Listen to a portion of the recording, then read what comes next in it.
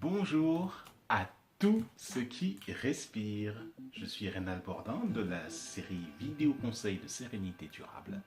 Et aujourd'hui, j'aimerais aborder le sujet avec toi sous la forme de questions, à savoir comment accepter la critique.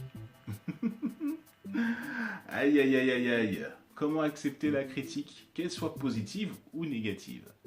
Alors, forcément, lorsqu'on te fait un compliment, lorsqu'on te félicite parce que tu as apporté quelque chose, une valeur à quelqu'un et que ça a répondu à un besoin dont elle pouvait avoir l'objet, je dis la personne, hein, ça peut être un homme ou une femme, et à partir de là, forcément, oui, lorsqu'on te fait des compliments, on te dit merci, tu l'accueilles et tu le réceptionnes vraiment avec le cœur parce que ça confirme que tu es justement dans ta mission exactement à l'endroit où il faut et surtout bien aligné et bien orienté. Donc ça, c'est un excellent indicateur que la bonne critique. Mais alors, comment ça se passe lorsqu'il s'agit d'une mauvaise critique? Lorsqu'une personne vient te challenger ta sérénité, justement, parce que c'est de ça dont il s'agit. Lorsqu'il s'agit de recevoir des critiques négatives, lorsqu'il s'agit de te remettre en question par rapport à une pratique que tu as faite à un moment donné, et que pour le coup, la personne n'est pas satisfaite et te le fait savoir. Et donc, comment garder ta sérénité malgré ça? C'est très simple.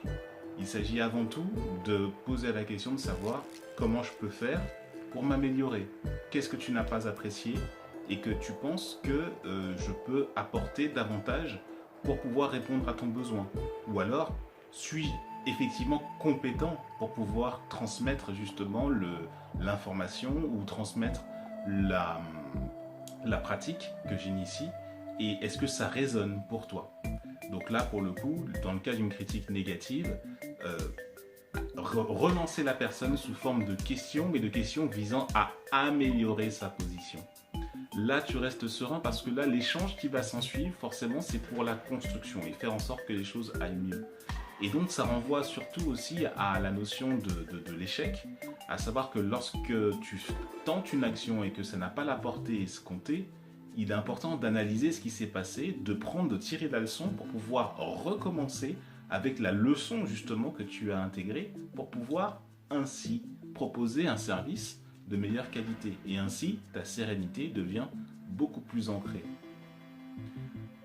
La sérénité, c'est quelque chose qui se cultive, ça tu as pu le voir dans les vidéos précédentes, mais dans le cadre surtout de critiques négatives dont tu peux faire l'objet,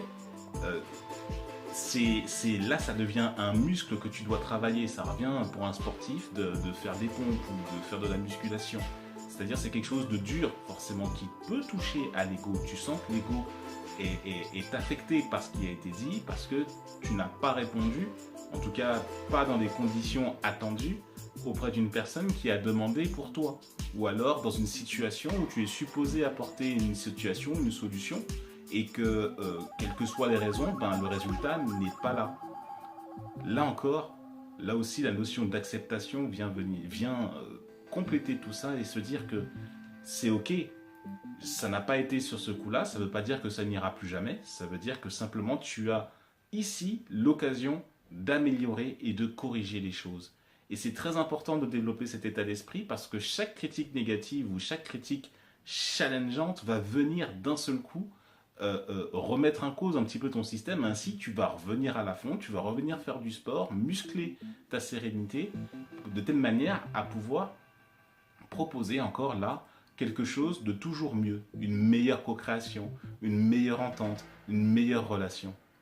Que se passe-t-il si ton bien-aimé ou ta bien-aimée te fait une critique? Qu'est-ce que ça renvoie? Est-ce que tu dois forcément entrer dans un combat, dans une coercition, ou plutôt de te poser la question, mais qu'est-ce que ça renvoie chez moi?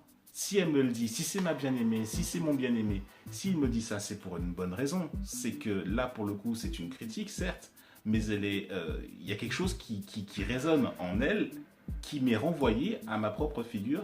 Et du coup, quelle est l'action à faire pour moi pour pouvoir maintenir déjà ma relation à un certain niveau vibratoire et ainsi cultiver ma sérénité? Parce que si elle me dit ça, ou si, enfin moi en l'occurrence, voilà, je suis en lien avec des femmes principalement, si on me dit ça, eh ben c'est parce qu'il y a quelque chose qui m'est renvoyé de très net et de très précis que je dois analyser. En espérant que ces conseils t'auront apporté quelque chose de concret et t'aideront notamment à garder ta sérénité durable et à accepter les critiques, Je t'invite à commenter, liker, partager et t'abonner à la chaîne YouTube de Sérénité Durable, le vidéo conseil de Sérénité Durable, et aussi télécharger gratuitement l'e-book 5 clés pour retourner à la sérénité et pour y rester gratuitement. Le lien se trouve quelque part en dessous, au-dessus de la vidéo.